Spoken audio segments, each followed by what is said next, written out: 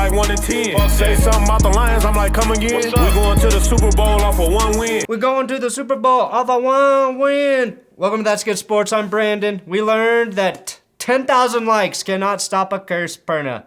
In fact, last week's power rankings curse by the spin wheel killed my Broncos, as you may have noticed in my recap of that atrocious game. Today, we add another wrinkle to the power rankings as the playoffs are approaching. I have decided to adjust my ranks of power to the top 14 teams in the NFL. If I stick with 10, we're excluding 4 teams that could make the big show. The good news, the wheel only goes to 10. So who gets cursed this week? Who in the power rankings gets cursed this week? Lions gonna win. Lions gotta win. Uh-oh, number 8.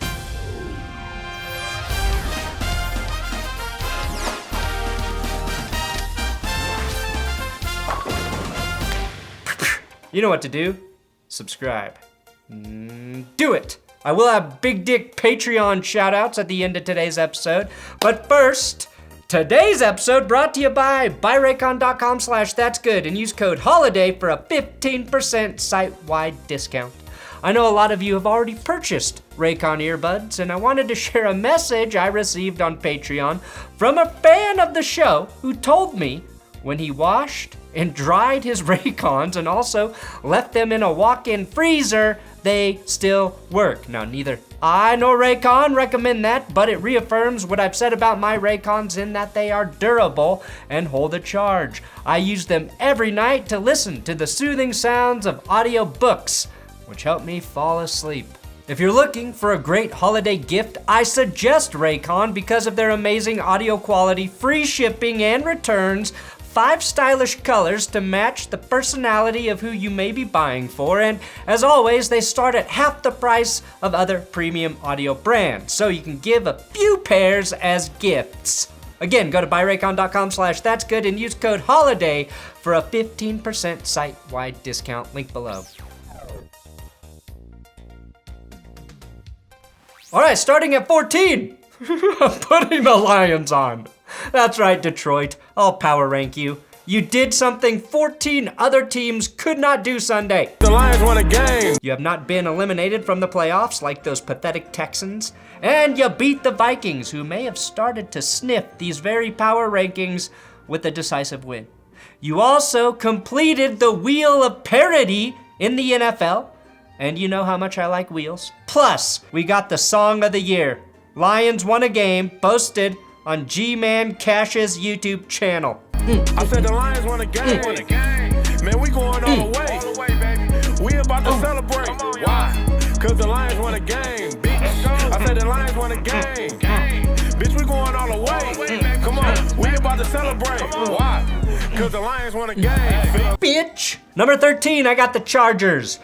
If you guys get your shit together, you could be a top 3 seed in the AFC. And tell Austin Eckler to stop fumbling. Number 12, I've got the Bengals. If you get your pinky together, you could be a top seed in the AFC North. At number 11, I got the Buffalo Bills. Okay, I'm officially concerned about the Bills. I'm hitting that panic button.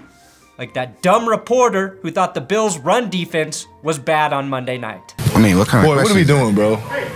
What kind of question is that? They were rushed upon 46 times, reporter.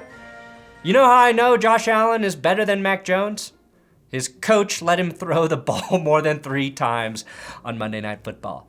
But I'm still worried about Josh. He's been good this season, but I and all of Bills Mafia expected him to be great again. He's 4th in passing touchdowns with 26, 7th in passing yards with 3,216, has the 14th best passer rating, a half point ahead of Mac Jones, thank God. But when Buffalo faces a good defense, I haven't seen Josh elevate his game, take it to that MVP level like we witnessed in 2020. Josh has dominated the bad teams and really only looked elite in that win against Kansas City and was very good in that loss to the Titans. But Monday night, all Josh had to do was complete about 2 more passes to get Buffalo to the win column. in the wind, and it didn't happen. Jared Goff had 3 fucking touchdowns. Get a whole team bust with them bust down. Number 10, the Dallas Cowboys. Yeehaw, Jerry! You beat the Saints on Thursday night because Taysom Hill threw 4 interceptions. That's a big reason you're tied with the Patriots for most picks this season at 19. Honestly, Dak did not look that impressive, and your offense is too stubborn to get Tony Pollard more involved in the run game. That's a big reason you're only 7th in rushing yards this season. You should be top 3, and I'm punishing you for underachieving. And here's the real punishment, Dallas. Number 9, the Washington football team. Welcome to the top 10 football team. Feel free to bask in its glory, like your fans bask in leaking sewage at your home games. You took out the Raiders in improbable fashion, and I only say improbable because you guys relied on a field goal to win. I really expected Brian Johnson's field goal to careem off both uprights, hit the crossbar, and then bounce all the way back to the 50-yard line before I thought it would actually go in. And in a bizarre turn of events, this defense has actually gotten better since they lost Chase Young. I guess you could say they got older. It doesn't feel possible, but Washington has allowed an even 17 points a game since the former 2nd overall pick went down. This isn't meant to trash Chase Young, just to point out that Jonathan Allen, Montez Sweat, and even James Smith-Williams, 3 first names, have all picked up the slack. It's called the Ewing theory, and it's made Bill Simmons into a trillionaire. The football team is also becoming very hard to run against. They're 1,095 yards allowed this season, 3rd best. I know numbers. Number 8, the Dolphins. Imagine winning 5 games in a row and not making it on a power rankings list. Well, I'm sure that is a stark reality for the Dolphins today in every NFL power rankings list except for mine. It's time that Tua gets a little credit, okay? He's completing 71% of his passes, thrown twice as many touchdowns as picks, and has dragged this Miami team back from the depths of hell, pissing off every Eagles fan who thought they were going to have a top 5 pick this year. Most importantly, Tua is doing all of this with the 32nd ranked rushing attack. Seriously, the Dolphins are averaging 3.3 yards per carry, dead last in the league. This guy needs at least some of the respect Herbert and Burrow are getting because he's doing more with less. Like me, every time I ever made a woman orgasm. Oh shit, I forgot I cursed the Dolphins. That's bad. The good news, Miami, you play the Jets this week, so you might come through the curse unscathed. Yes. Number 7, the Indy Colts. The Colts have done a really good job at beating up on the lowest of the low in the AFC while managing to not quite challenge the big guys just yet, though they did beat Buffalo. I'm just not sure how I feel about the Bills at the moment. But the Colts, you are 10th in points allowed on defense at 21.8 and 4th in points scored at 28.5, and that's 0.1 point less than the explosive Cardinals.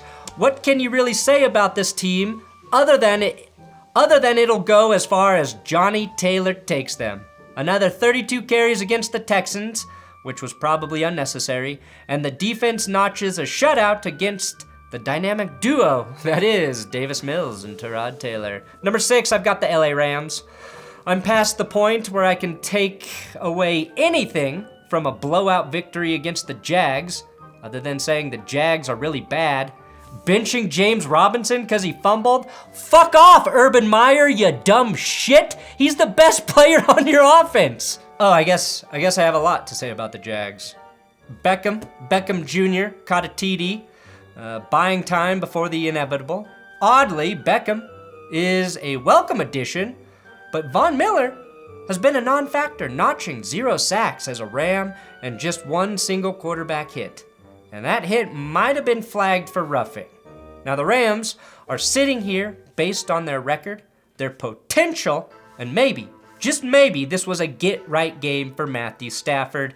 He does have the 3rd best passer rating, even after a couple bad games, has thrown 30 TDs and just 9 picks. Sony Michel had 121 rushing yards Sunday, which if the Rams can produce 100-yard rushing games consistently, a big if, they have the personnel to win. Number 5, I've got the Packers.